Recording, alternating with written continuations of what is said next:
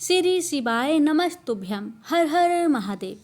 आप सभी पर भगवान शिव और माँ पार्वती की कृपा सदा सर्वदा बनी रहे। भक्तों, आज सुनेंगे शिव महापुराण की 8वें दिन की कथा। इस कथा को सुनने मात्र से भक्तों के जीवन में शुभता का उदय होता है। यह कथा रोग, सुख और दरिद्रता को दूर करती है और मोक्ष की ओर मार्ग प्रशस्त करती है। जो श्रद्धा से इसे सुनता है उसे पारिवारिक सुख, संतान सुख और चिरकाल तक भक्ति का वरदान प्राप्त होता है। सत्य तप और भक्ति का फल उसे साक्षात शिव कृपा के रूप में मिलता है। तो आइए मन को एकाग्र करें और श्री शिव महापुराण की दिव्य कथा में डूब जाए। इसी मंगल कामना के साथ आज की इस कथा का शुभारंभ करती हूँ। तो आइए भक्तों, सुनते हैं श्री शिव महापुराण की आज की कथा की आगे की वृत्तांत। ऋषिगण बोले, हे सर्वज्ञों में श्रेष्ठ, बंधन और मोक्ष का स्वरूप क्या है, यह हमें बताइए। सूत जी बोले, हे महर्षियों, मैं बंधन और मोक्ष का स्वरूप तथा मोक्ष के उपाय का वर्णन करूंगा। आप लोग आदर पूर्वक सुने। जो प्रकृति आदि 8 बंधनों से बंधा हुआ है वह जीव बद्ध कहलाता है, और जो उन 8 बंधनों से छूटा हुआ है उसे मुक्त कहते हैं। प्रकृति आदि को बस में कर लेना मोक्ष कहलाता है। बंधन आगंतुक है और मोक्ष स्वतः सिद्ध है। बद्ध जीव जब बंधन से मुक्त हो जाता है तब उसे मुक्त जीव कहते हैं। प्रकृति, बुद्धि, महत्त्व, त्रिगुणात्मक अहंकार और 5 तंत्र मात्राएं, इन्हें ज्ञानी पुरुष प्रकृति घटक मानते हैं। प्रकृति आदि 8 तत्वों के समूहों से देह की उत्पत्ति हुई है। देह से कर्म उत्पन्न होता है और फिर कर्म से नूतन देह की उत्पत्ति होती है। इस प्रकार बार बार जन्म और कर्म होते रहते हैं। शरीर को स्थूल, सूक्ष्म और कारण के भेद से 3 प्रकार का जानना चाहिए। स्थूल शरीर जागृत अवस्था में व्यापार कराने वाला, सूक्ष्म शरीर जागृत और स्वप्न अवस्था में इंद्रिय भोग प्रदान करने वाला, तथा कारण शरीर सुषुप्ताव अवस्था में आत्मानंदी की अनुभूति कराने वाला कहा गया है। जीव को उसे पारबंध कर्म अनुसार सुख दुख प्राप्त होते हैं। वह अपने पुण्य कर्मों के फलस्वरूप सुख और पापों के फलस्वरूप दुख प्राप्त करता है। अतः कर्म पाश से बंधा हुआ जीव अपने त्रिविध शरीर से होने वाले शुभाशुभ कर्मों द्वारा सदा चक्र की भांति बार बार घुमाया जाता है। इस चक्रवत ब्राह्मण की निवृत्ति के लिए चक्रकर्ता सत्वन एवं आराधन करना चाहिए। प्रकृति आदि जो 8 पास बताए गए हैं उनका समुदाय ही महाचक्र है, और जो प्रकृति से परे है वह परमात्मा शिव है। भगवान महेश्वर की प्रकृति आदि महाचक्र के कर्ता हैं, क्योंकि वह प्रकृति से परे हैं। जैसे बकायन नामक वृक्ष का थाला जल को पीता और उगलता है, उसी प्रकार शिव प्रकृति आदि को अपने बस में करके उस पर शासन करते हैं। उन्होंने सबको बस में कर लिया है, इसलिए वे शिव कहे गए हैं। शिव ही सर्वज्ञ, परिपूर्ण तथा निष्प्रिय है। सर्वज्ञाता, तृप्ति, अनादि बोधन, स्वतंत्रता, नित्य अलुप्त, शक्ति आदि से संयुक्त होना और अपने भीतर अनंत शक्तियों को धारण करना, महेश्वर के इन 6 प्रकार के मानसिक ऐश्वर्यों को केवल वेद जानता है। अतः भगवान शिव के अनुग्रह से ही प्रकृति आदि 8 तत्व बस में होते हैं। भगवान शिव का कृपा प्रसाद प्राप्त करने के लिए उन्हीं का पूजन करना चाहिए। शिव तो परिपूर्ण है, निष्प्रिय है, उनकी पूजा कैसे हो सकती है? इसका उत्तर यह है कि भगवान शिव के उद्देश्य से उनकी प्रसन्नता के लिए किया हुआ सत्कर्म उनके कृपा प्रसाद को प्राप्त करने वाला होता है। शिवलिंग में, शिव की प्रतिमा में तथा शिव भक्त जनों में शिव की भावना करके उनकी प्रसन्नता के लिए पूजा करनी चाहिए। वह पूजन शरीर से, मन से, वाणी से और धन से भी किया जा सकता है। उस पूजा से प्रकृति से परे महेश्वर पूजक पर विशेष कृपा करते हैं, यह सत्य है। शिव की कृपा से कर्म आदि सभी बंधन अपने वश में हो जाते हैं। कर्म से लेकर प्रकृति प्रयत्न सब कुछ जब वश में हो जाता है तब वह जीव मुक्त कहलाता है और सब आत्मा राम स्वरूप से विराजमान होता है। परमेश्वर शिव की कृपा से जब कर्म जनित शरीर अपने वश में हो जाता है तब भगवान शिव के लोक में निवास प्राप्त होता है। इसी को सालोक्य मुक्ति कहते हैं। जब तंत्र मात्राएं वश में हो जाती है तब जीव जगदम्बा सहित शिव का सामीप्य प्राप्त कर लेता है। यह सामीप्य मुक्ति है। उसके आयुध आदि और क्रिया आदि सब कुछ भगवान शिव के समान हो जाते हैं। भगवान का महाप्रसाद प्राप्त होने पर बुद्धि भी वश में हो जाती है। वृद्धि प्रकृति का कार्य है, उसका वश में होना साष्टी मुक्ति कही गई है। पुनः भगवान का महान अनुग्रह प्राप्त होने पर प्रकृति वश में हो जाएगी। उस समय भगवान शिव का मानसिक ऐश्वर्य बिना यत्न के ही प्राप्त हो जाएगा।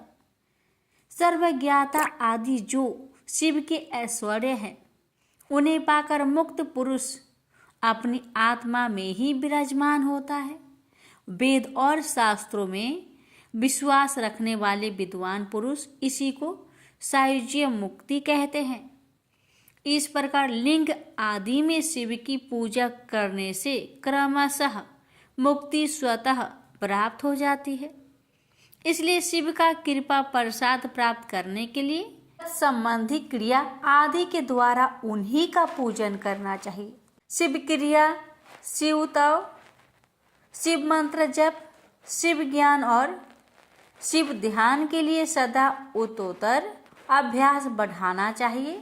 प्रतिदिन प्रातः काल से रात को सोते समय तक और जन्म काल से लेकर मृत्यु प्रयत्न सारा समय भगवान शिव के चिंतन में ही बिताना चाहिए। सधो जाति आदि मंत्र तथा नाना प्रकार के पुष्पों से जो शिव की पूजा करता है वह शिव को ही प्राप्त होता है। ऋषिगण बोले, हे सुब्रत, अब आप लिंग आदि में शिव जी की पूजा का विधान बतलाइए। सूत जी बोले, हे द्विजो, मैं लिंगों के क्रम का यथावत वर्णन कर रहा हूँ, आप लोग सुनिए। वह प्रणव ही समस्त अभीष्ट वस्तुओं को देने वाला प्रथम लिंग है। उसे सूक्ष्म प्रणव रूप समझिए।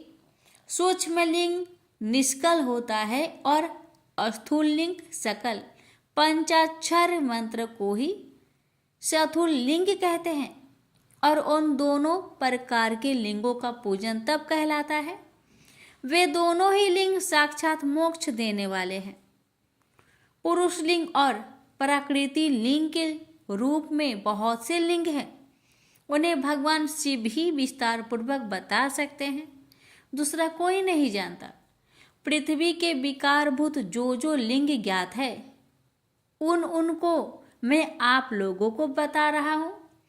उनमें प्रथम स्वयंभू लिंग, दूसरा बिंदु लिंग, तीसरा प्रतिष्ठित लिंग, चौथा चर लिंग और पांचवा गुरु लिंग है।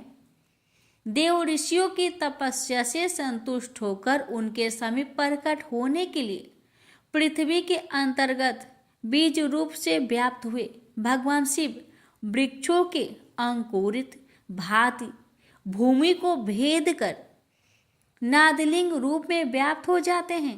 वे स्वतः व्यक्त हुए शिव ही स्वयं प्रकट होने के कारण स्वयंभू नाम धारण करते हैं।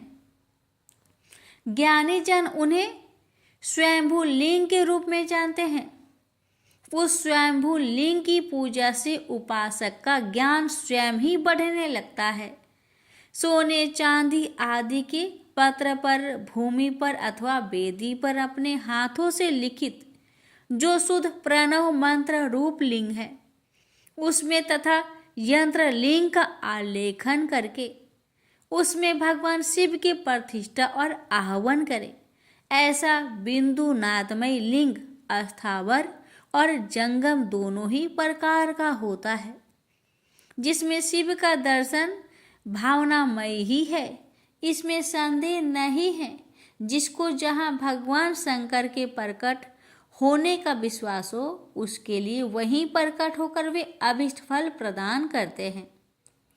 अपने हाथ से लिखे हुए मंत्र में अथवा अकृत्रिम अस्थावर आदि में भगवान शिव का आह्वान करके 16 उपचारों से उनकी पूजा करें।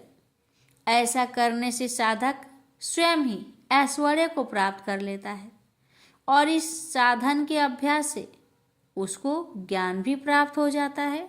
देवताओं और ऋषियों ने आत्मा सिद्धि के लिए अपने हाथों से वैदिक मंत्र के उच्चारण पूर्वक शुद्ध मंडल में शुद्ध भावना द्वारा जिन उत्तम शिवलिंग की स्थापना की है, उसे पुरुष लिंग कहते हैं तथा वही प्रतिष्ठित लिंग कहलाता है। उस लिंग की पूजा करने से सदा पौरुष ऐश्वर्य की प्राप्ति होती है। महान ब्राह्मण और महाधनी राजाओं द्वारा किसी शिल्पी से शिवलिंग का निर्माण कराकर मंत्र पूर्वक जिस लिंग की स्थापना तथा प्रतिष्ठा की गई हो, वह प्राकृतिक लिंग है। वह शिवलिंग प्राकृतिक ऐश्वर्य भोगों को देने वाला होता है। जो शक्तिशाली और नित्य होता है उसे पुरुष लिंग कहते हैं, और जो दुर्लभ तथा अनित्य होता है वह प्राकृतिक लिंग कहलाता है। लिंग नाभि, जिह्वा, नासिका, उग्र भाग और शिखा के क्रम से कटी हृदय और मस्तक, तीनों स्थानों में जो लिंग की भावना की गई है, उस आध्यात्मिक लिंग को ही चर लिंग कहते हैं। पर्वत को पुरुष लिंग बताया गया है और भूतल को विद्वान पुरुष प्राकृतिक लिंग मानते हैं। वृक्ष आदि को पुरुष लिंग जानना चाहिए। गुल्म आदि को प्राकृतिक लिंग कहा गया है। साठी नामक धान्य को प्राकृत लिंग समझना चाहिए और साली, अगहनी एवं गेहूं को पुरुष लिंग, अग्निमा आदि 8 सिद्धियों को देने वाला जो ऐश्वर्य है, उसे पौरुष ऐश्वर्य जानना चाहिए। सुंदर स्त्री तथा धन आदि विषय को आस्तिक पुरुष प्राकृतिक ऐश्वर्य कहते हैं। चर लिंगों में सबसे प्रथम रसलिंग का वर्णन किया जाता है। रसलिंग ब्राह्मणों को उनकी सारी अभिष्ट वस्तुओं को देने वाला है। शुभ कारक वानलिंग क्षत्रियों को महान राज्य की प्राप्ति कराने वाला है। स्वर्णलिंग वैश्य को महान धनपति का पद प्रदान करने वाला है तथा सुंदर शिलालिंग क्षुद्र को महाशुद्धि देने वाला है। अष्टापिक लिंग तथा बाणलिंग सब लोगों को उनकी समस्त कामनाएं प्रदान करते हैं। अपना ना हो तो दूसरे का अष्टापिक या बाणलिंग भी पूजा के लिए निषिद्ध नहीं है। स्त्रियों विशेषतः साधुवाओं के लिए पार्थिव लिंग की पूजा का विधान है। प्रवृत्ति मार्ग में स्थित विधवाओं के लिए अष्टापिक लिंग की पूजा बताई गई है, परंतु विरक्त विधवाओं के लिए रस लिंग की पूजा को ही श्रेष्ठ कहा गया है। हे सुब्रतो, बचपन में, युवावस्था में और बुढ़ापे में भी शुद्ध अष्टापिकमय शिवलिंग का पूजन स्त्रियों को समस्त भोग प्रदान करने वाला है। गृहस्थ स्त्रियों के लिए पीठ पूजा भूतल पर संपूर्ण अभीष्टों को देने वाली है। प्रवृत्ति मार्ग में चलने वाला पुरुष सुपात्र गुरु के संयोग से ही समस्त पूजा कर्म संपन्न करे। इष्ट देव का अभिषेक करने के पश्चात अगहनी के चावल से बने हुए खीर आदि पकवानों द्वारा नैवेद्य अर्पण करे। पूजा के अंत में शिवलिंग को पधार कर घर के भीतर पृथक संपुट में स्थापित करे। जो निवृत्ति मार्गी पुरुष है उनके लिए हाथ पर ही शिवलिंग पूजा का विधान है। उन्हें भिक्षा आदि से प्राप्त हुए अपने भोजन को ही नैवेद्य रूप में निवेदित करना चाहिए। निवृत्त पुरुष के लिए सूक्ष्म लिंग ही श्रेष्ठ बताया जाता है। वे विभूति के द्वारा पूजन करे और विभूति को ही नैवेद्य रूप से निवेदित भी करे। पूजा करके उस लिंग को सदा अपने मस्तक पर धारण करे। विभूति 3 प्रकार की बताई गई है। लोकागिन जनित, वेदागिन जनित और शिवागिन जनित। लोकागिन जनित या लौकिक भस्म को द्रव की शुद्धि के लिए लाकर रखे। मिट्टी, लकड़ी और लोहे के पात्रों की, धान्यों की, तिल आदि द्रव की, वस्त्र आदि की तथा पयुर्षित वस्तुओं की शुद्धि भस्म से होती है। कुत्ते आदि से दूषित हुए पात्रों की भी शुद्धि भस्म से ही मानी गई है। वस्तु विशेष की शुद्धि के लिए यथा योग सजल अथवा निर्जल भस्म का उपयोग करना चाहिए। वेदागिन जनित जो भस्म है उनको उन वैदिक कर्मों के लिए अंत में धारण करना चाहिए। मंत्र और क्रिया से जनित हो होम कर्म है वह अग्नि में भस्म का रूप धारण करता है। उस भस्म को धारण करने से वह कर्म आत्मा में आरोपित हो जाता है। अघोर मूर्तिधारी शिव का जो अपना मंत्र है उसे पढ़कर बेल की लकड़ी को जलाए। उस मंत्र से अभिमंत्रित अग्नि को शिवागिन कहा गया। प्रेम से बोलिए हर हर महादेव। प्यारे भक्तों, श्री शिव महापुराण कथा समापन यहीं पर कर रहे हैं। इसकी आगे की कथा कल के वीडियो में अवश्य सुनिएगा। अब सुनते हैं माता पार्वती की महापुण्य फल प्रदान करने वाली कथा। दक्ष प्रजापति की सभी पुत्रियां गुणवंती थी, फिर भी दक्ष के मन में संतोष नहीं था। वे चाहते थे उनके घर में एक ऐसी पुत्री का जन्म हो जो सर्वशक्ति संपन्न हो एवं सर्व विजयिनी हो। अतः दक्ष एक ऐसी ही पुत्री के लिए तप करने लगा। तप करते करते अधिक दिन बीत गए तो भगवती आद्य ने प्रकट होकर कहा, मैं तुम्हारे तप से प्रसन्न हूँ। तुम किस कारण तप कर रहे हो? दक्ष ने तप करने का कारण बताया तो माँ बोली, मैं स्वयं पुत्री के रूप में तुम्हारे यहाँ जन्म धारण करूंगी। मेरा नाम सती होगा। मैं सती के रूप में जन्म लेकर अपनी लीलाओं का विस्तार करूंगी। फलतः भगवती आद्य ने सती रूप में दक्ष के यहाँ जन्म लिया। सती दक्ष की सभी पुत्रियों में सबसे अलौकिक थी।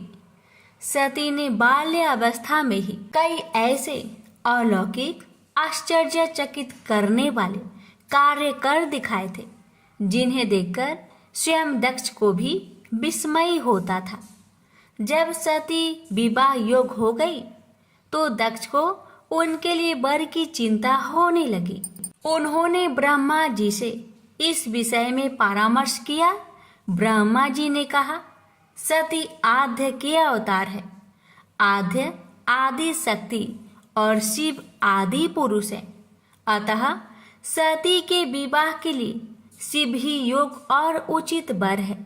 दक्ष ने ब्रह्मा जी की बात मानकर सती का विवाह भगवान शिव के साथ कर दिया।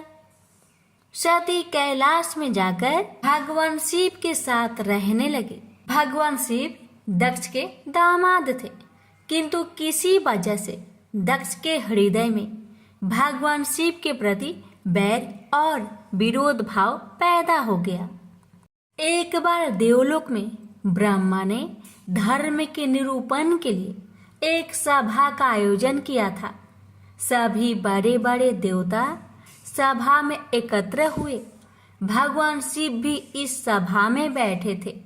सभा मंडल में दक्ष का आगमन हुआ। दक्ष के आगमन पर सभी देवता उठकर खड़े हो गए, पर भगवान शिव खड़े नहीं हुए। उन्होंने दक्ष को प्रणाम भी नहीं किया। फलतः दक्ष ने अपमान का अनुभव किया। केवल यही नहीं, उनके हृदय में भगवान शिव के प्रति ईर्ष्या की आग जल उठी। वे उनसे बदला लेने के लिए समय और अवसर की प्रतीक्षा करने लगे। एक बार सती और शिव कैलाश पर्वत पर बैठे हुए परस्पर वार्तालाप कर रहे थे।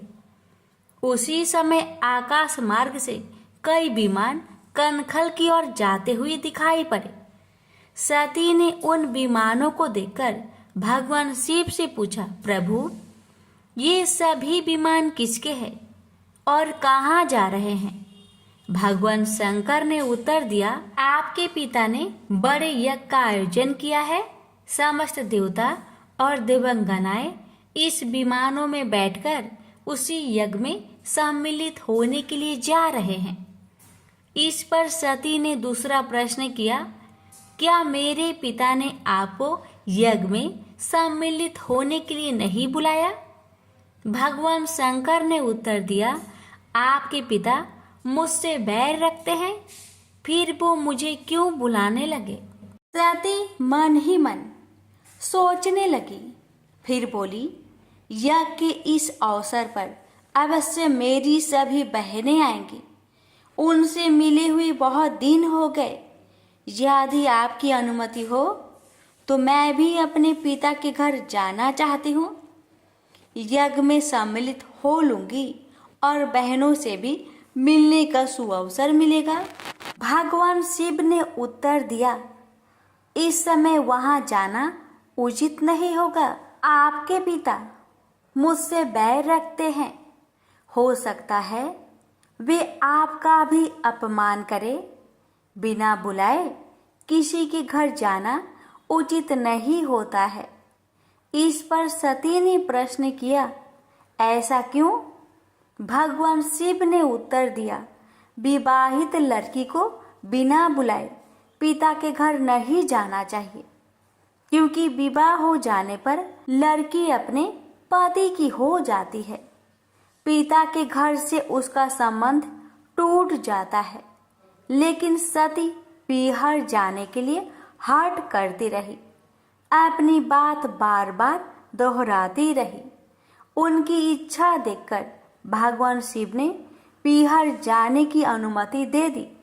उनके साथ अपना एक गण भी साथ में भेज दिया। उस गण का नाम वीरभद्र था। सती वीरभद्र के साथ अपने पिता के घर गई। घर में सती से किसी ने भी प्रेम पूर्वक वार्तालाप नहीं किया। दक्ष ने उन्हें देखकर कहा, तुम क्या यहाँ मेरे अपमान कराने आई हो? अपनी बहनों को तो देखो, वे किस प्रकार भांति भांति के अलंकारों और सुंदर वस्त्रों से सुसज्जित है। तुम्हारे शरीर पर मात्र बाघंबर है। तुम्हारा पति शमशानवासी और भूतों का नायक है। वह तुम्हें बाघंबर छोड़कर और पहना ही क्या सकता है? दक्ष के कथन से सती के हृदय में पश्चाताप का सागर उमड़ पड़ा।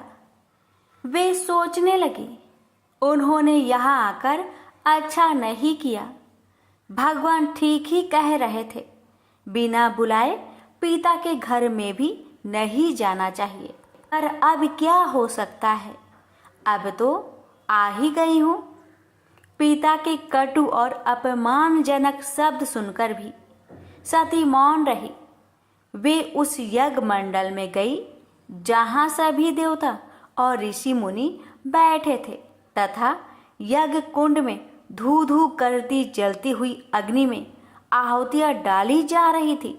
सती ने यज्ञ मंडप में सभी देवताओं के तो भाग देखे किंतु भगवान शिव का भाग नहीं देखा। वे भगवान शिव का भाग ना देखकर अपने पिता से बोली, पिता श्रेष्ठ, यज्ञ में तो सबके भाग दिखाई पड़ रहे हैं किंतु कैलाशपति का भाग नहीं है। आपने उनका भाग क्यों नहीं रखा? दक्ष ने गर्व से उत्तर दिया, मैं तुम्हारे पति शिव को देवता नहीं समझता। वह तो भूतों का स्वामी, नग्न रहने वाला और हड्डियों की माला धारण करने वाला है। वह देवताओं की पंक्ति में बैठने योग्य नहीं है। उसे कौन भाग देगा? सती के नेत्र लाल हो उठे। उनका मुखमंडल प्रलय की सूर्य की भांति तेजोदीप्त हो उठा। उन्होंने पीड़ा से तिल मिलाते हुए कहा, ओ, मैं इन शब्दों को कैसे सुन रही हूँ? मुझे धिक्कार है। देवताओं, तुम्हें भी धिक्कार है। तुम भी उन कैलाशपति के लिए इन शब्दों को कैसे सुन रहे हो जो मंगल के प्रतीक है और जो क्षण मात्र में संपूर्ण सृष्टि को नष्ट करने की शक्ति रखते हैं। वे मेरे स्वामी हैं। नारी के लिए उसका पति ही स्वर्ग होता है। जो नारी अपने पति के लिए अपमानजनक शब्द को सुनती है उसे नरक में जाना पड़ता है। पृथ्वी सुनो, आकाश सुनो और देवताओं तुम भी सुनो। मेरे पिता ने मेरे स्वामी का अपमान किया है। मैं अब एक क्षण भी जीवित रहना नहीं चाहती। सती अपने कथन को समाप्त करती हुई यज्ञ के कुंड में कूद पड़ी। जलती हुई आहुतियों के साथ उनका शरीर भी जलने लगा। यज्ञ मंडप में खलबली पैदा हो गई। हाहाकार मच गया। देवता उठकर खड़े हो गए। वीरभद्र क्रोध से कांप उठे। वे उछल उछल कर यज्ञ का विध्वंस करने लगे। यज्ञ मंडप में भगदड़ मच गई। देवता और ऋषि मुनि भाग खड़े हुए। वीरभद्र ने देखते ही देखते दक्ष का मस्तक काट कर फेंक दिया। समाचार भगवान शिव के कानों में भी पड़ा। वे प्रचंड आंधी की भांति कनखल जा पहुंचे। सती के जले हुए शरीर को देखकर भगवान शिव ने अपने आप को भूल गए। सती के प्रेम और उनकी भक्ति ने शंकर के मन को व्याकुल कर दिया। उन शंकर के मन को व्याकुल कर दिया जिन्होंने काम पर भी विजय प्राप्त की थी और जो सारी सृष्टि को नष्ट करने की क्षमता रखते थे। वे सती के प्रेम में खो गए, बेसुध हो गए। भगवान शिव ने उन्मत्त की भांति सती के जले हुए शरीर को कंधे पर रख लिया। वे सभी दिशाओं में भ्रमण करने लगे। शिव और सती के इस अलौकिक प्रेम को देखकर पृथ्वी रुक गई, हवा रुक गई, जल का प्रवाह ठहर गया और रुक गई देवताओं की सांसें। सृष्टि व्याकुल हो उठी। सृष्टि के प्राणी पुकारने लगे, त्राहि माम, त्राहि माम। भयंकर संकट उपस्थित देखकर सृष्टि के पालक भगवान विष्णु आगे बढ़े। वे भगवान शिव की बेसुधी में अपने चक्र से सती के एक एक अंग को काट काट कर गिराने लगे। धरती पर 51 स्थानों में सती के अंग कट कट कर गिरे। जब सती के सारे अंग कट कर गिर गए तो भगवान शिव पुनः अपने आप में आए। जब वे अपने आप में आए तो पुनः सृष्टि के सारे कार्य चलने लगे। धरती पर जिन 51 स्थानों में सती के अंग कट कट कर गिरे थे वे ही स्थान आज शक्तिपीठ माने जाते हैं। आज भी उन स्थानों में सती का पूजन होता है, उपासना होती है। धन्य था शिव और सती का प्रेम। शिव और सती के प्रेम में उन्हें अमर और वंदनीय बना दिया। प्रेम से बोलिए सती मैया की जय। सुनेंगे माँ पार्वती के रूप में जन्म की कथा। बाद में सती की विरह में शंकर जी दयनीय दशा हो गई। वे हर पल सती का ही ध्यान करते रहते और उन्हीं ही चर्चा में व्यस्त रहते। उधर सती ने भी शरीर का त्याग करते समय संकल्प किया था कि मैं राजा हिमालय के यहाँ जन्म लेकर शंकर जी की अर्धांगिनी बनूं। अब जगदम्बा का संकल्प व्यर्थ होने से तो रहा। वे उचित समय पर राजा हिमालय की पत्नी मेनका के गर्भ में प्रविष्ट होकर उनकी कोख में से प्रकट हुई। पर्वतराज की पुत्री होने के कारण वे पार्वती कहलाई। जब पार्वती बड़ी होकर सयानी हुई तो उनके माता पिता को अच्छा वर तलाश करने की चिंता सताने लगी। एक दिन अचानक देव ऋषि नारद राजा हिमालय के महल में आ पहुंचे और पार्वती को देख कहने लगे कि इसका विवाह शंकर जी के साथ होना चाहिए और वे ही सभी दृष्टि से इसके योग हैं। पार्वती के माता पिता के आनंद का यह जानकर ठिकाना ना रहा कि साक्षात जगत माता सती ही उनके यहाँ प्रकट हुई है। वे मन ही मन भाग्य को सहराने लगे। एक दिन अचानक भगवान शंकर सती की विरह में घूमते घूमते उसी प्रदेश में जा पहुंचे और पास के ही स्थान गंगा उत्तरन में तपस्या करने लगे। जब हिमालय को इसकी जानकारी मिली तो वे पार्वती को लेकर शिव जी के पास गए। वहां राजा ने शिव जी से विनम्रता पूर्वक अपनी पुत्री को सेवा में ग्रहण करने की प्रार्थना की।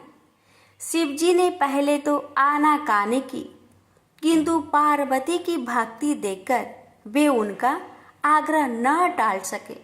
शिव जी से अनुमति मिलने के बाद तो पार्वती प्रतिदिन अपनी सखियों को साथ ले उनकी सेवा करने लगी। पार्वती हमेशा इस बात का सदा ध्यान रखती थी कि शिव जी को किसी भी प्रकार का कष्ट ना हो। वे हमेशा उनके चरण धोकर चरणोदक ग्रहण करती और षोडशोपचार से पूजा करती। इसी तरह पार्वती को भगवान शंकर की सेवा करते दीर्घ समय व्यतीत हो गया, किंतु पार्वती जैसी सुंदर बला से इस प्रकार एकांत में सेवा लेते रहने पर भी शंकर के मन में कभी विकार नहीं हुआ। वे सदा अपनी समाधि में ही निश्चल रहते। उधर देवताओं को तारक नाम का असुर बड़ा त्रास देने लगा। यह जानकर कि शिव के पुत्र से ही तारक की मृत्यु हो सकती है, सभी देवता शिव पार्वती का विवाह कराने की चेष्टा करने लगे। उन्होंने शिव को पार्वती के प्रति अनुरक्त करने के लिए कामदेव को उनके पास भेजा, किंतु पुष्पा युद्ध का पुष्पा बाण भी शंकर के मन को विक्षुब्ध न कर सका। उल्टा कामदेव उनकी क्रोध अग्नि से भस्म हो गए। इसके बाद शंकर भी वहां अधिक रहना अपनी तपस्या के लिए अंतराय रूप समझ कैलाश की ओर चल दिए। पार्वती को शंकर की सेवा से वंचित होने का बड़ा दुख हुआ, किंतु उन्होंने निराश ना होकर आपकी बार तप द्वारा शंकर को संतुष्ट करने की मन में ठानी। उनकी माता ने उन्हें सुकुमार एवं तप के आयोग समझकर बहुत माना किया, इसलिए उनका उमा नाम प्रसिद्ध हुआ, किंतु पार्वती पर इसका असर ना हुआ। अपने संकल्प से वे तनिक भी विचलित नहीं हुई। वे भी घर से निकल उसी शिखर पर तपस्या करने लगी जहाँ शिव जी ने तपस्या की थी। तभी से लोग उस शिखर को गौरी शिखर कहने लगे। वहां उन्होंने पहले वर्ष फलहार से जीवन व्यतीत किया। दूसरे वर्ष वे पर्ण वृक्षों के पत्ते खाकर रहने लगी और फिर तो उन्होंने पर्ण का भी त्याग कर दिया और इसलिए वे अपर्णा कहलाई। इस प्रकार पार्वती ने 3000 वर्ष तक तपस्या की। उनकी कठोर तपस्या को देख ऋषि मुनि भी तंग रह गए। अंत में भगवान आशुतोष का आसन हिला। उन्होंने पार्वती की परीक्षा लेने के लिए पहले सप्त ऋषियों को भेजा और पीछे स्वयं वटु भेष धारण कर पार्वती की परीक्षा के निमित्त प्रस्थान किया। ऋषिगण बोले, हे सर्वज्ञों में श्रेष्ठ, बंधन और मोक्ष का स्वरूप क्या है, यह हमें बताइए। सूत जी बोले, हे महर्षियों, मैं बंधन और मोक्ष का स्वरूप तथा मोक्ष के उपाय का वर्णन करूंगा। आप लोग आदर पूर्वक सुने। जो प्रकृति आदि 8 बंधनों से बंधा हुआ है वह जीव बद्ध कहलाता है और जो उन 8 बंधनों से छूटा हुआ है उसे मुक्त कहते हैं। प्रकृति आदि को बस में कर लेना मोक्ष कहलाता है। बंधन आगंतुक है और मोक्ष स्वतः सिद्ध है। बद्ध जीव जब बंधन से मुक्त हो जाता है तब उसे मुक्त जीव कहते हैं। प्रकृति, बुद्धि, महत्त्व, त्रिगुणात्मक अहंकार और 5 तंत्र मात्राएं, इन्हें ज्ञानी पुरुष प्रकृति घटक मानते हैं। प्रकृति आदि 8 तत्वों के समूहों से देह की उत्पत्ति हुई है। देह से कर्म उत्पन्न होता है और फिर कर्म से नूतन देह की उत्पत्ति होती है। इस प्रकार बार बार जन्म और कर्म होते रहते हैं। शरीर को स्थूल, सूक्ष्म और कारण के भेद से 3 प्रकार का जानना चाहिए। स्थूल शरीर जागृत अवस्था में व्यापार कराने वाला, सूक्ष्म शरीर जागृत और स्वप्न अवस्था में इंद्रिय भोग प्रदान करने वाला तथा कारण शरीर सुषुप्ताव अवस्था में आत्मानंदी की अनुभूति कराने वाला कहा गया है। जीव को उसे पारबंध कर्म अनुसार सुख दुख प्राप्त होते हैं। वह अपने पुण्य कर्मों के फलस्वरूप सुख और पापों के फलस्वरूप दुख प्राप्त करता है। अतः कर्म पाश से बंधा हुआ जीव अपने त्रिविध शरीर से होने वाले शुभाशुभ कर्मों द्वारा सदा चक्र की भांति बार बार घुमाया जाता है। इस चक्रवत ब्राह्मण की निवृत्ति के लिए चक्रकर्ता सत्वन एवं आराधन करना चाहिए। प्रकृति आदि जो 8 पास बताए गए हैं उनका समुदाय ही महाचक्र है और जो प्रकृति से परे है वह परमात्मा शिव है। भगवान महेश्वर की प्रकृति आदि महाचक्र के कर्ता हैं क्योंकि वह प्रकृति से परे हैं। जैसे बकायन नामक वृक्ष का थाला जल को पीता और उगलता है, उसी प्रकार शिव प्रकृति आदि को अपने बस में करके उस पर शासन करते हैं। उन्होंने सबको बस में कर लिया है, इसलिए वे शिव कहे गए हैं। शिव ही सर्वज्ञ, परिपूर्ण तथा निष्प्रिय है। सर्वज्ञाता, तृप्ति, अनादि बोधन, स्वतंत्रता, नित्य अलुप्त, शक्ति आदि से संयुक्त होना और अपने भीतर अनंत शक्तियों को धारण करना महेश्वर के इन 6 प्रकार के मानसिक ऐश्वर्यों को केवल वेद जानता है। अतः भगवान शिव के अनुग्रह से ही प्रकृति आदि 8 तत्व बस में होते हैं। भगवान शिव का कृपा प्रसाद प्राप्त करने के लिए उन्हीं का पूजन करना चाहिए। शिव तो परिपूर्ण है, निष्प्रिय है, उनकी पूजा कैसे हो सकती है? इसका उत्तर यह है कि भगवान शिव के उद्देश्य से उनकी प्रसन्नता के लिए किया हुआ सत्कर्म उनके कृपा प्रसाद को प्राप्त करने वाला होता है। शिवलिंग में शिव की प्रतिमा में तथा शिव भक्त जनों में शिव की भावना करके उनकी प्रसन्नता के लिए पूजा करनी चाहिए। वह पूजन शरीर से, मन से, वाणी से और धन से भी किया जा सकता है। उस पूजा से प्रकृति से परे महेश्वर पूजक पर विशेष कृपा करते हैं, यह सत्य है। शिव की कृपा से कर्म आदि सभी बंधन अपने वश में हो जाते हैं। कर्म से लेकर प्रकृति प्रयत्न सब कुछ जब वश में हो जाता है तब वह जीव मुक्त कहलाता है और सब आत्मा राम स्वरूप से विराजमान होता है।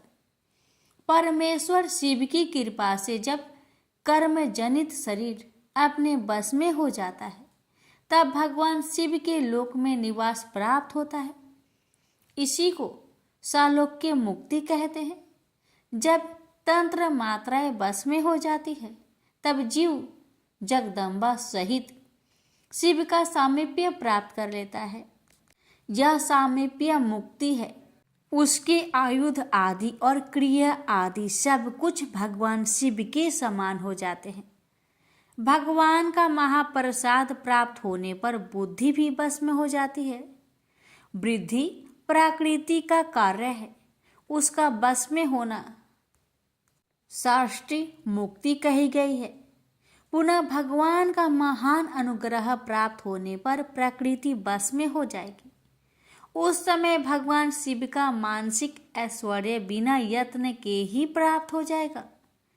सर्वज्ञाता आदि जो शिव के ऐश्वर्य हैं, उन्हें पाकर मुक्त पुरुष अपनी आत्मा में ही विराजमान होता है।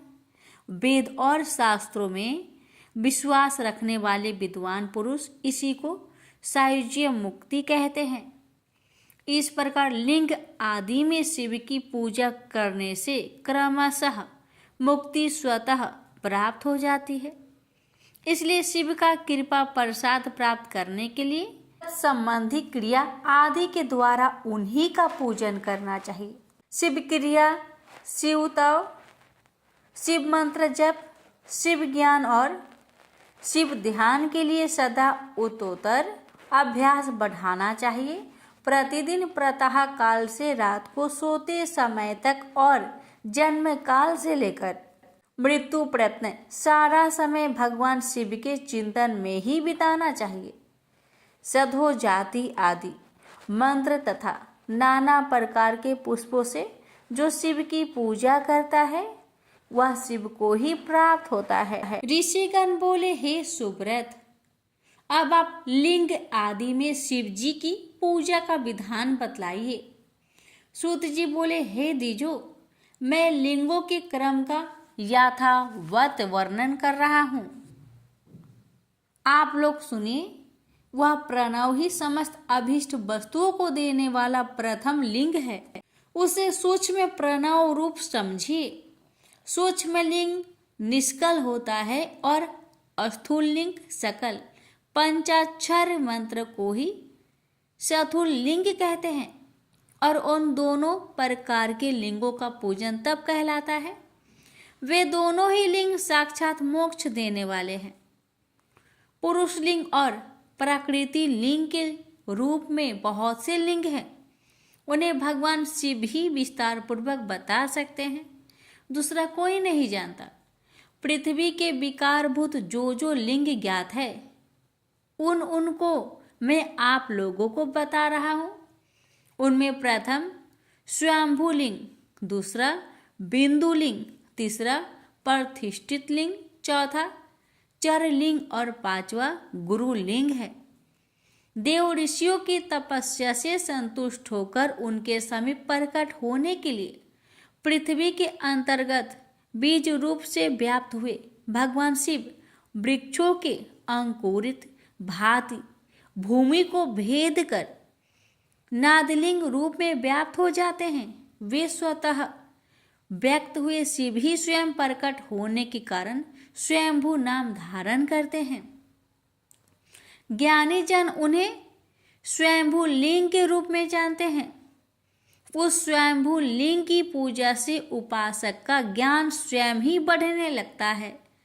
सोने चांदी आदि के पत्र पर, भूमि पर अथवा वेदी पर अपने हाथों से लिखित जो शुद्ध प्रणव मंत्र रूप लिंग है, उसमें तथा यंत्र लिंग का आलेखन करके उसमें भगवान शिव की प्रतिष्ठा और आह्वान करें। ऐसा बिंदु नादमय लिंग अस्थावर और जंगम दोनों ही प्रकार का होता है, जिसमें शिव का दर्शन भावनामय ही है, इसमें संदेह नहीं है। जिसको जहाँ भगवान शंकर के प्रकट होने का विश्वास हो, उसके लिए वहीं प्रकट होकर वे अभिष्ट फल प्रदान करते हैं। अपने हाथ से लिखे हुए मंत्र में अथवा अकृत्रिम अस्थावर आदि में भगवान शिव का आह्वान करके 16 उपचारों से उनकी पूजा करें। ऐसा करने से साधक स्वयं ही ऐश्वर्य को प्राप्त कर लेता है और इस साधन के अभ्यास से उसको ज्ञान भी प्राप्त हो जाता है। देवताओं और ऋषियों ने आत्मा सिद्धि के लिए अपने हाथों से वैदिक मंत्र के उच्चारण पूर्वक शुद्ध मंडल में शुद्ध भावना द्वारा जिन उत्तम शिवलिंग की स्थापना की है, उसे पुरुष लिंग कहते हैं तथा वही प्रतिष्ठित लिंग कहलाता है। उस लिंग की पूजा करने से सदा पुरुष ऐश्वर्य की प्राप्ति होती है।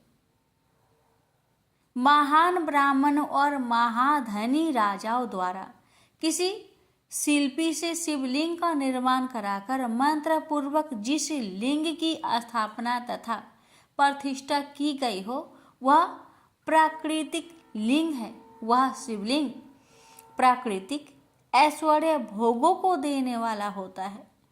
जो शक्तिशाली और नित्य होता है उसे पुरुष लिंग कहते हैं, और जो दुर्लभ तथा अनित्य होता है वह प्राकृतिक लिंग कहलाता है। लिंग नाभि, जिह्वा, नासिका, उग्र भाग और शिखा के क्रम से कटी हृदय और मस्तक, तीनों स्थानों में जो लिंग की भावना की गई है, उस आध्यात्मिक लिंग को ही चर लिंग कहते हैं। पर्वत को पुरुष लिंग बताया गया है और भूतल को विद्वान पुरुष प्राकृतिक लिंग मानते हैं। वृक्ष आदि को पुरुष लिंग जानना चाहिए। गुल्म आदि को प्राकृतिक लिंग कहा गया है। साठी नामक धान्य को प्राकृत लिंग समझना चाहिए और साली, अगहनी एवं गेहूं को पुरुष लिंग, अग्निमा आदि 8 सिद्धियों को देने वाला जो ऐश्वर्य है, उसे पौरुष ऐश्वर्य जानना चाहिए। सुंदर स्त्री तथा धन आदि विषय को आस्तिक पुरुष प्राकृतिक ऐश्वर्य कहते हैं। चार लिंगों में सबसे प्रथम रसलिंग का वर्णन किया जाता है। रसलिंग ब्राह्मणों को उनकी सारी अभिष्ट वस्तुओं को देने वाला है। शुभ कारक वानलिंग क्षत्रियों को महान राज्य की प्राप्ति कराने वाला है। स्वर्णलिंग वैश्य को महान धनपति का पद प्रदान करने वाला है तथा सुंदर शिलालिंग क्षुद्रों को महाशुद्धि देने वाला है। अष्टापिक लिंग तथा बाणलिंग सब लोगों को उनकी समस्त कामनाएं प्रदान करते हैं। अपना ना हो तो दूसरे का अष्टापिक या बाणलिंग भी पूजा के लिए निषिद्ध नहीं है। स्त्रियों विशेषतः साधुवाओं के लिए पार्थिव लिंग की पूजा का विधान है। प्रवृत्ति मार्ग में स्थित विधवाओं के लिए अष्टापिक लिंग की पूजा बताई गई है, परंतु विरक्त विधवाओं के लिए रस लिंग की पूजा को ही श्रेष्ठ कहा गया है। हे सुब्रतो, बचपन में, युवावस्था में और बुढ़ापे में भी शुद्ध अष्टापिकमय शिवलिंग का पूजन स्त्रियों को समस्त भोग प्रदान करने वाला है। गृहस्थ स्त्रियों के लिए पीठ पूजा भूतल पर संपूर्ण अभीष्टों को देने वाली है। प्रवृत्ति मार्ग में चलने वाला पुरुष सुपात्र गुरु के संयोग से ही समस्त पूजा कर्म संपन्न करे। इष्ट देव का अभिषेक करने के पश्चात अगहनी के चावल से बने हुए खीर आदि पकवानों द्वारा नैवेद्य अर्पण करे।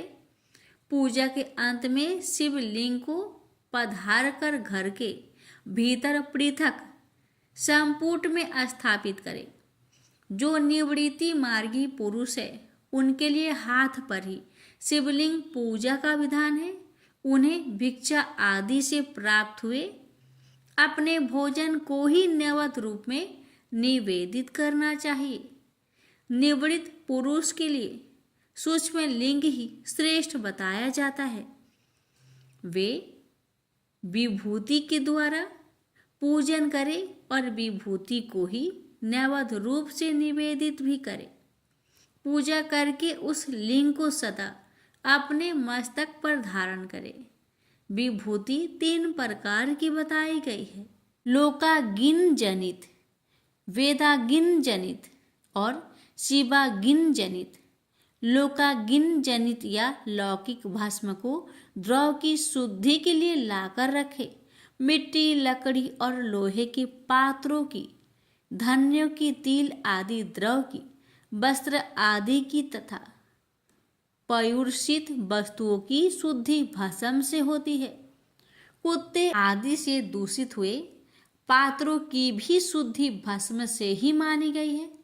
वस्तु विशेष की शुद्धि के लिए यथा योग्य सजल अथवा निर्जल भस्म का उपयोग करना चाहिए। वेदागिन जनित जो भस्म है उनको उन वैदिक कर्मों के लिए अंत में धारण करना चाहिए। मंत्र और क्रिया से जनित हो होम कर्म है वह अग्नि में भस्म का रूप धारण करता है। उस भस्म को धारण करने से वह कर्म आत्मा में आरोपित हो जाता है। अघोर मूर्तिधारी शिव का जो अपना मंत्र है उसे पढ़कर बेल की लकड़ी को जलाए। उस मंत्र से अभिमंत्रित अग्नि को शिवागिन कहा गया है। इसके द्वारा जले हुए काष्ठ का जो भस्म है वह शिवागिन जनित है। कपिला गाय के गोबर अथवा गाय मात्र के गोबर को तथा समी, पीपल, पालस, बट, अमलतास और बेल में इनकी लकड़ियों को शिवागिन से जलाए। वह शुद्ध भस्म शिवागिन जनित माना गया है। अथवा कुश की अग्नि में शिव मंत्र के उच्चारण पूर्वक काष्ठ को जलाए। फिर उस भस्म को कपड़े से अच्छी तरह छानकर नए घड़े में भरकर रख दे। उसे समय समय पर अपनी कांति या शोभा की वृद्धि के लिए धारण करे। ऐसा करने वाला पुरुष सम्मानित एवं पूजित होता है। पूर्व काल में भगवान शिव ने भस्म शब्द का ऐसा ही अर्थ प्रकट किया था। जैसे राजा अपने राज्य में सारभूत करके ग्रहण करता है, जैसे मनुष्य शस्य आदि को जलाकर यानी पकाकर उसका सार ग्रहण करते हैं, तथा जैसे जठरा नल नाना प्रकार के भक्ष्य भोज्य आदि पदार्थों को भारी मात्रा में ग्रहण करके उसे जलाकर सारतर वस्तु ग्रहण करता है और उस सारताल वस्तु से स्वदेह का पोषण करता है, उसी प्रकार परपंचकर्ता परमेश्वर शिव ने भी अपने में आधे रूप से विद्वान परपंच को जलाकर भस्म रूप से उसको सार तत्व को ग्रहण किया है। परपंच को दग्ध करके शिव ने उसके भस्म को अपने शरीर में लगाया है। उन्होंने विभूति भस्म पोतने के बहाने जगत के सार को ही ग्रहण किया है। शिव ने अपने शरीर में अपने लिए रत्न स्वरूप भस्म को इस प्रकार स्थापित किया है। आकाश के सार तत्व से केश, वायु के सार तत्व से मुख, अग्नि के सार तत्व से हृदय, जल के सार तत्व से कटिभाग और पृथ्वी के सार तत्व से घुटने को धारण किया है। इसी तरह उनके सारे अंग विभिन्न वस्तुओं के सार रूप है।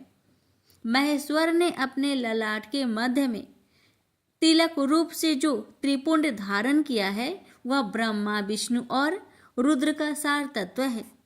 वे इन सब वस्तुओं को जगत के अभ्युदय का हेतु मानते हैं। इन भगवान शिव ने ही परपंच के सार सर्व सौ को अपने वश में किया है, अतः इन्हें अपने वश में करने वाला दूसरा कोई नहीं है, इसलिए वे शिव कहे जाते हैं। जैसे समस्त मृगों का हिंसक मृग सिंह कहलाता है और उसकी हिंसा करने वाला दूसरा कोई मृग नहीं है, अतः एवं उसे सिंह कहा गया है। सार का अर्थ है नित्य सुख एवं आनंद। इकार को पुरुष और वकार को अमृत स्वरूपा शक्ति कहा गया है। इन सब का सम्मिलित रूप ही शिव कहलाता है, अतः इस रूप में भगवान शिव को अपनी आत्मा मानकर उनकी पूजा करनी चाहिए।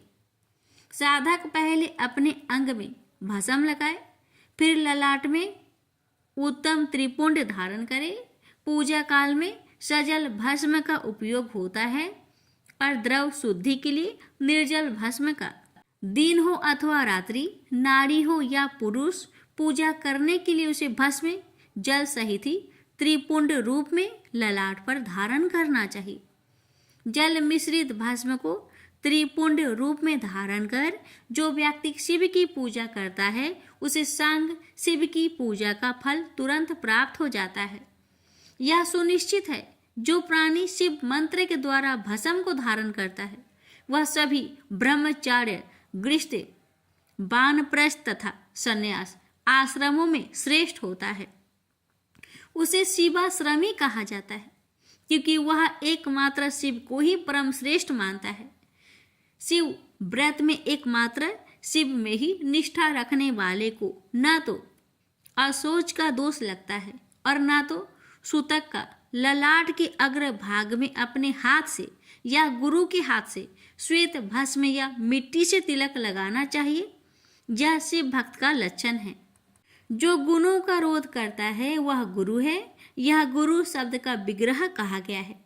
गुणातीत परम शिव राजस आदि स्विकार गुणों का अवरोध करते हैं, दूर हटाते हैं, इसलिए वे सबके गुरु रूप का आश्रय लेकर स्थित है। गुरु विश्वासी शिष्य के तीनों गुणों को पहले दूर करके उन्हें शिव तत्व का बोध कराते हैं, इसलिए गुरु कहलाते हैं। अतः बुद्धिमान शिष्य को उन गुरु के शरीर को गुरुलिंग समझना चाहिए।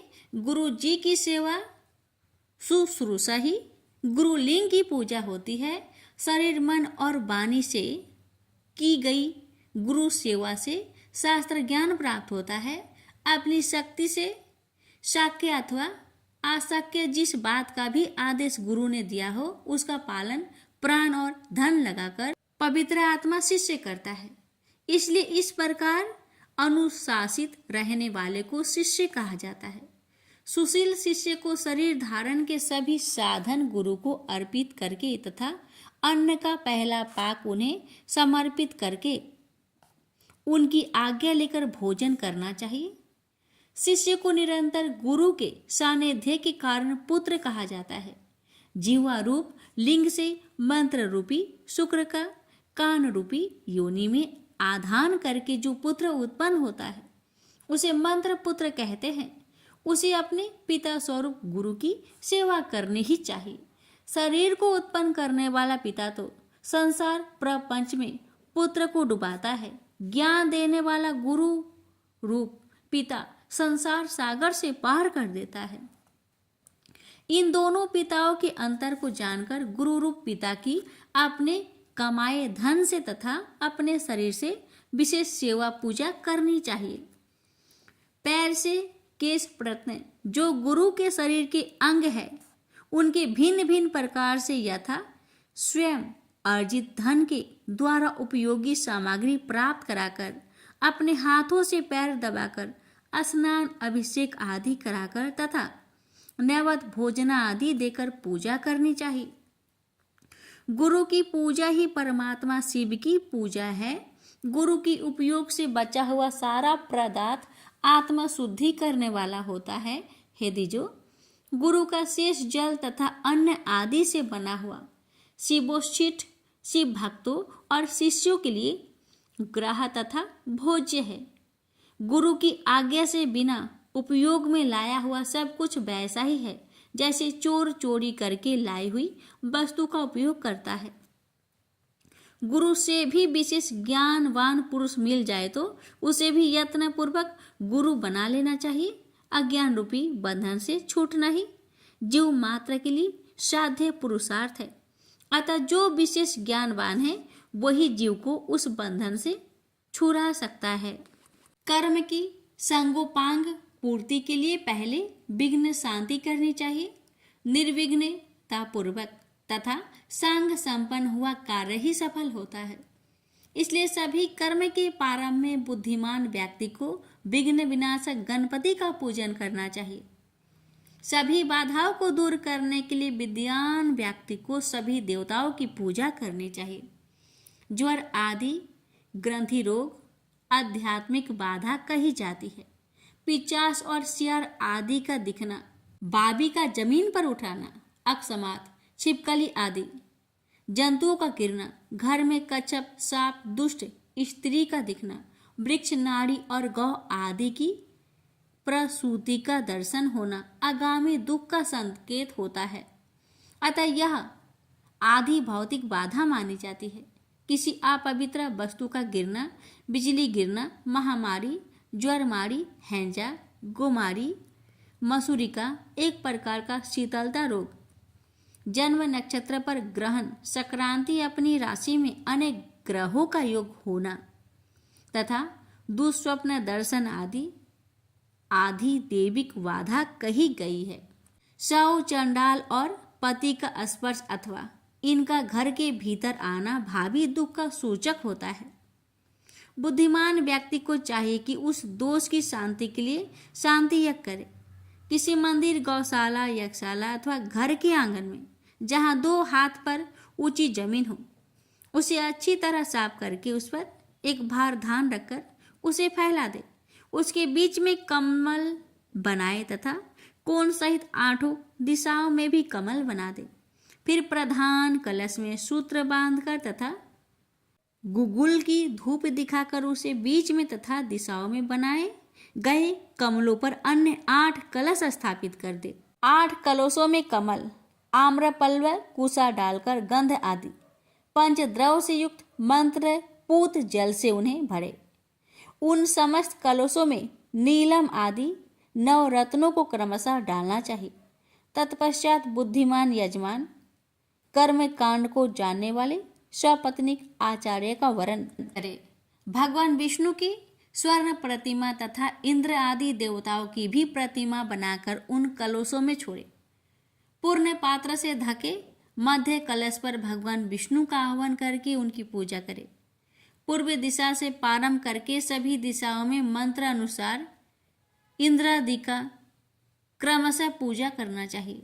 उनके नामों में चतुर्थी विभक्ति सहित नमः का प्रयोग करते हुए उनका पूजन करना चाहिए। आवाहन आदि सारे कार्य आचार्य द्वारा संपन्न कराए तथा आचार्य और ऋतवजों सहित उन देवताओं की मंत्रों को 100 बार जपे।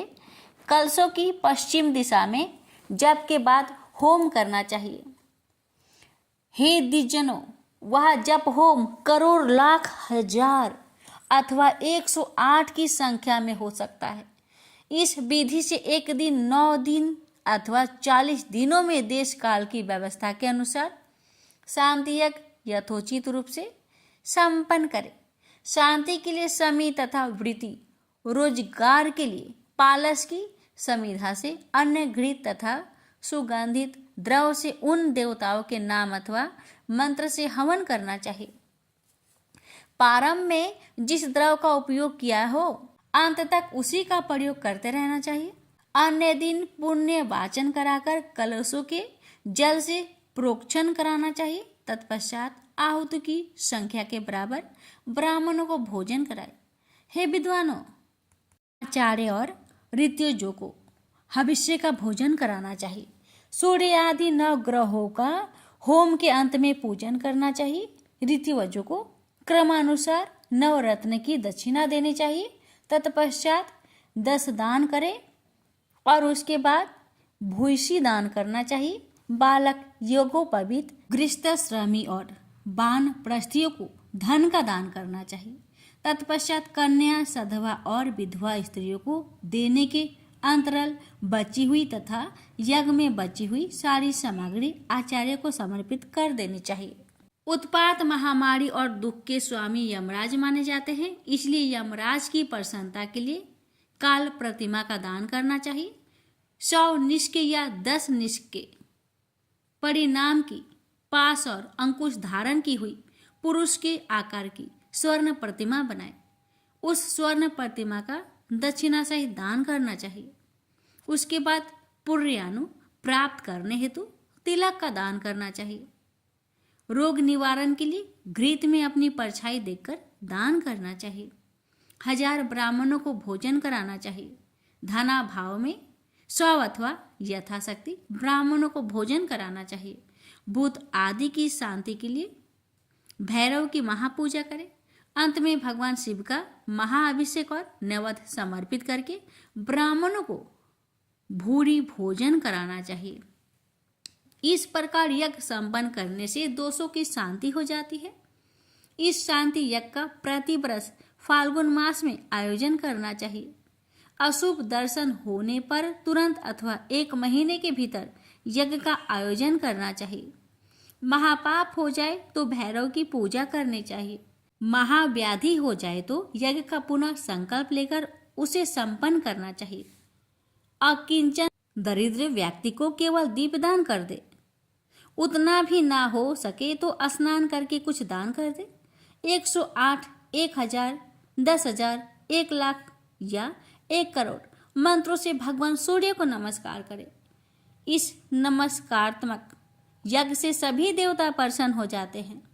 भगवान शिव की इस प्रकार प्रार्थना करें, मेरी बुद्धि आपके ज्योतिर्मयी पूर्ण स्वरूप में लगी है। मुझ में जो अहंता थी वह आपके दर्शन से नष्ट हो गई है। मैं अपनी देह से आपको प्रणाम करता हूँ। हे प्रभु, आप महान हैं, आप पूर्ण हैं और मेरा स्वरूप भी आप ही है। तो भी इस समय मैं आपका दास हूँ। इस प्रकार यथायोग नमस्कार पूर्वक स्वतम यज्ञ करना चाहिए। तत्पश्चात भगवान शिव को नैवेद्य देकर तांबूल समर्पित करना चाहिए। तब स्वयं 108 बार शिव की प्रदक्षिणा करनी चाहिए। 1000, 10,000, 1 लाख या करोड़ प्रदक्षिणा दूसरों के द्वारा कराई जा सकती है। शिव की प्रदक्षिणा से सारे पापों का तत्क्षण नाश हो जाता है। दुख का मूल व्याधि है और व्याधि का मूल पाप में होता है। धर्मचरण से ही पापों का नाश बताया गया है। भगवान शिव के उद्देश्य से किया गया धर्माचरण पापों का नाश करने में समर्थ होता है। शिव के धर्मों में प्रदक्षिणा को प्रधान कहा गया है। क्रिया से जप रूप होकर प्रणव ही प्रदक्षिणा बन जाता है। जन्म और मरण का दंड ही माया चक्र कहा गया है। शिव का माया चक्र ही बलिपीठ कहलाता है। बलिपीठ से आरंभ करके प्रदक्षिणा के क्रम से एक पैर के पीछे दूसरा पैर रखते हुए बलिपीठ में पुनः प्रवेश करना चाहिए। तत्पश्चात नमस्कार करना चाहिए। इसे प्रदक्षिणा कहा जाता है। बलिपीठ से बाहर निकलना जन्म प्राप्त होना और नमस्कार करना ही आत्मसमर्पण है। जन्म और मरण रूप दंड भगवान शिव की माया से प्राप्त है। जो इन दोनों को शिव की माया को ही अर्पित कर देता है वह फिर शरीर के बंधन में नहीं पड़ता। जब तक शरीर रहता है तब तक जो क्रिया के ही अधीन है वह जीवबद्ध कहलाता है। स्थूल, सूक्ष्म और कारण तीनों शरीर को बस में कर लेने पर जीव का मोक्ष हो जाता है। ऐसी ज्ञानी पुरुष का कथन है। माया चक्र के निर्माता भगवान शिव ही परम कारण है। वे अपनी माया के दिए हुए दंड का स्वयं ही परिमार्जन करते हैं। अतः शिव के द्वारा कल्पित हुआ दंड उन्हीं को समर्पित कर देने चाहिए। हे विद्वानों, प्रदक्षिणा और नमस्कार शिव को अति प्रिय है ऐसा जानना चाहिए। भगवान शिव की प्रदक्षिणा, नमस्कार और षोडशोपचार पूजन अत्यंत फलदायी होता है। ऐसा कोई पाप इस पृथ्वी पर नहीं जो शिव प्रदक्षिणा से नष्ट ना हो सके। इसलिए प्रदक्षिणा का आश्रय लेकर सभी पापों का नाश कर लेना चाहिए। जो शिव की पूजा में तत्पर हो वह मौन रहे, सत्य आदि गुणों से संयुक्त हो तथा क्रिया, जप, तप, ज्ञान और ध्यान में से एक एक का अनुष्ठान करता रहे। ऐश्वर्य दिव्य शरीर की प्राप्ति, ज्ञान का उदय, अज्ञान का निवारण और भगवान शिव के सामीप्य का लाभ, ये क्रमशः क्रिया आदि के फल है। निष्काम कर्म करने से अज्ञान का निवारण हो जाने के कारण शिव भक्त पुरुष उसके यथोक्त फल को पाता है। शिव भक्त पुरुष देश, काल, शरीर और धन के अनुसार यथा योग्य क्रिया आदि का अनुष्ठान करे। न्यायोपार्जित उत्तम धन से निर्वाह करते हुए विद्वान पुरुष शिव के स्थान में निवास करे। जीव हिंसा आदि से रहित और अत्यंत कलेश शून्य जीवन बीतते हुए पंचाक्षर मंत्र के जप से अभिमंत्रित अन्न और जल को सुख स्वरूप माना गया है। अथवा ये भी कहते हैं कि दरिद्र पुरुष के लिए भिक्षा से प्राप्त हुआ अन्न ज्ञान देने वाला होता है। शिव भक्तों को भिक्षान प्राप्त हो तो वह शिव भक्ति को बढ़ाने वाला होता है। शिव योगी पुरुष भिक्षान को शंभु सत्र कहते हैं। जिस किसी भी उपाय से जहाँ कहीं भी भूतल पर शुद्ध अन्न का भोजन करते हुए सदा मौन भाव से रहे और अपने साधन का रहस्य किसी पर प्रकट न करे, भक्तों के समक्ष शिव के महात्म्य को प्रकाशित करे। शिव मंत्र के रहस्य को भगवान शिव ही जानते हैं, दूसरा कोई नहीं जान पाता। शिव भक्तों को सदा शिवलिंग के आश्रित होकर वास करना चाहिए। हे ब्राह्मणों, शिवलिंगाश्रय के प्रभाव से वह भक्त भी शिव रूप ही हो जाता है। चरलिंग की पूजा करने से वह क्रमशः अवश्य ही मुक्त हो जाता है।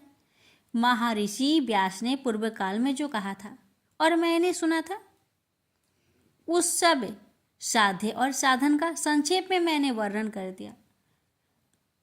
आप सबका कल्याण हो और भगवान शिव में आपकी दृढ़ भक्ति बनी रहे। जो मनुष्य इस अध्याय का पाठ करता है अथवा जो इसे सुनता है, वे विज्ञजनों व भगवान शिव की कृपा से शिव ज्ञान को प्राप्त कर लेता है। प्रेम से बोलिए हर हर महादेव।